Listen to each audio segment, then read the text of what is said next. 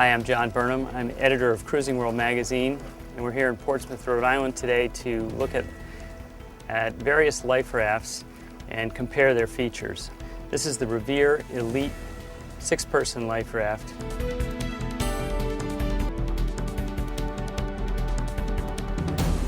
It's built to slightly less stringent standards, which allows it to be lighter, cheaper, and perhaps a little easier to store. Let's take it on the water and see how it performs. The Revere Offshore Elite is one of 9 life rafts Cruising World chose to inflate and climb into.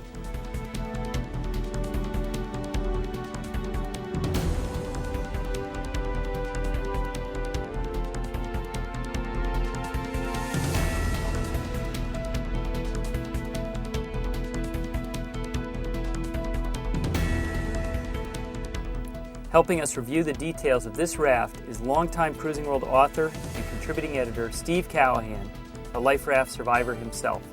First thing we're looking at is the entryway and how you get into the raft. This one had this inflated ramp here, which worked quite well. It was quite sturdy. Some of the rafts have a little ladder, looped ladder that hangs down below that sometimes helps get up onto it, but this seemed to work quite well. It has handholds right on the front of the tubes, which made it quite easy to get up on here, and then it's got the extended ladder on the inside.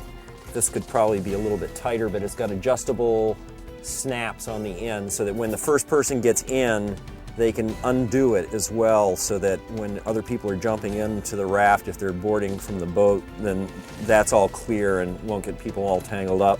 It's seamed raft around all the corners. It's not an ISO raft, so that the fabric is different. It's a little bit lighter than the other rafts. The good side of that is it made it a lot easier, I believe, to carry around. People were remarking that it was a good deal lighter.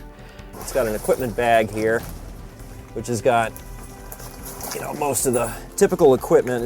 It's pretty well sealed. You have a first aid kit, sponges, the pump, ship's biscuits for longer term, water, and flares.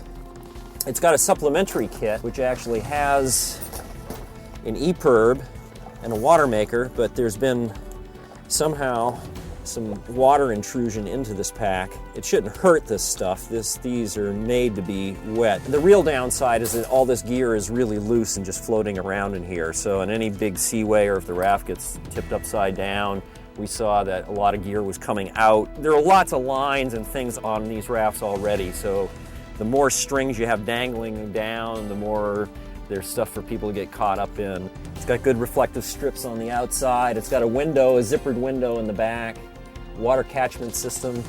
The knife is mounted externally here, which is fine. I don't think it's going to go anywhere. It's got an inflated floor, and some of the inflated floors, as Doug was talking about this, that we didn't actually inflate the floors, and the reason for that is that they're not auto-inflate, because that would entail having extra hoses and more complication. So it's assumed that when the survivors get in and get settled, then they pump up the floor. If they're heavy seas, you should deploy the sea anchor right away. And sea anchor designs vary quite a lot. We'll see that this is like a parachute style. Looks just like a parachute as it drags through the water. It's got a swivel on it, which is essential to have, because these will have a tendency to spin.